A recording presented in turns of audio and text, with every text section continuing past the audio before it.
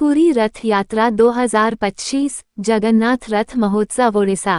पुरी रथ यात्रा विश्व प्रसिद्ध रथ या कारोत्सव पुरी जगन्नाथ मंदिर ओडिशा, भारत में।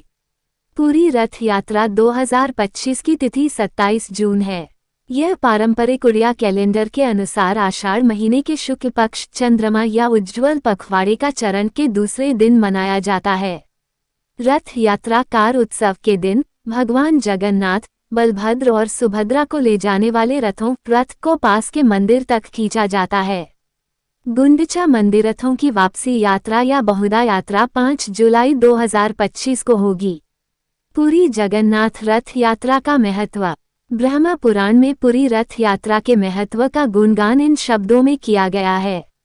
जो लोग रथ यात्रा के अंतिम गंतव्य गुंडिचा मंदिर में श्री मंदिर के देवताओं के दर्शन करने के लिए भाग्यशाली होते हैं, उन्हें विष्णुलोक, भगवान विष्णु के निवास या स्वर्ग में जाने का सौभाग्य प्राप्त होता है। हिंदू धर्म में रथ की अवधारणा प्राचीन काल से चली आ रही है। कठोपनिषद में कहा गया है, शरीर ही रथ है और आत्मा ही उस रथ में बैठा देवता है। बुद्धि मन और विचारों को नियंत्रित करने के लिए सारथी का काम करती है।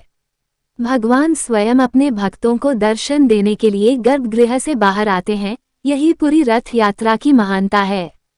जाति, पंथ, स्थिति, पतित आदि सभी लोगों को भगवान के करीब से दर्शन करने का अवसर मिलता है। भगवान जंगली हाथी की तरह झूमते घूमते हुए भव्य मार्ग पर आते हैं और अपने रथ पर सवार होकर अपने भक्तों के सारे पापों को क्षण भर में नष्ट कर देते हैं, भले ही वे गंभीर या अक्षम्य क्यों न हों। संत कवि सालबेगा। विश्व प्रसिद्ध पुरी जगन्नाथ मंदिर उड़ीसा में भगवान कृष्ण को जगन्नाथ, ब्रह्मांड के स्वामी के रूप में पूजा जाता है। बलभद्र भगवान कृष्ण के बड़े भाई हैं और सुभद्रा उनकी छोटी बहन है। रथों का निर्माण। वार्षिक उत्सव के लिए रथों का निर्माण अक्षय तृतीया अप्रैल मई के दिन से शुरू होता है। कुछ प्रारंभिक अनुष्ठान बसंत पंचमी जनवरी फरवरी के दिन किए जाते हैं। पूरी रथ यात्रा उत्सव से जुड़े मुख्य अनुष्ठान 1 महीने तक चलते हैं और इस अवधि के दौरान स्नान पूर्णिमा और अनासरा जैसे कई अनुष्ठान किए जाते हैं। स्नान महोत्सव। स्नान यात्रा या स्नान पूर्णिमा स्नान उत्सव ज्येष्ठ मई जून महीने की पूर्णिमा के दिन होती है। इस दिन तीनों देवताओं को 108 घड़ों के पानी से स्नान कराया जाता है। अनासरा। विस्तृत स्नान यात्रा उत्सव के बाद तीनों देवता सार्वजनिक दृष्टि से दूर रहते हैं और इसे अनासरा के रूप में जाना जाता है। ऐसा माना जाता है कि इस तरह के विस्तृत अनुष्ठान स्नान के बाद देवताओं को बुखार हो जाता है और इसलिए वे मंदिर के गर्भगृह में वापस नहीं आते हैं। तीनों देवताओं की मूर्तियां 15 दिन के अनासार के बाद एक नए रूप में प्रकट होती हैं, जिसे नवया यौवन वेश के रूप में जाना जाता है। देवताओं की लकड़ी की मूर्तियों को एक नया रंग दिया जाता है। रथ यात्रा। अगला शुभ समारोह विश्व प्रसिद्ध रथ यात्रा है। इस दिन हजारों भक्त भगवान जगन्नाथ, बलभद्र और सुभद्रा को ले जाने वाले 3 विशाल रथों को भव्य सड़क बड़ा डंडा से खींचते हुए भगवान जगन्नाथ के मंदिर तक ले जाते हैं। गुंडिचा मंदिर देवता यहाँ अपनी मौसी से मिलने आते हैं। तीनों देवता जुलूस निकालते हैं जिसे पहंडी कहते हैं। जब देवता विशाल रथों पर बैठते हैं तो भगवान जगन्नाथ के पहले सेवक पुरी के गजपति राजा रथों की सफाई करते हैं। जुलूस के दौरान विस्मयकारी दृश्य हजारों लोगों द्वारा विशाल रथों को खींचकर ले जाना होता है। गुंडिचा मंदिर भव्य सड़क बड़ा डंडा से होकर गुजरते हुए सबसे पहले बलभद्र का रथ आगे बढ़ता है, उसके बाद सुभद्रा और जगन्नाथ।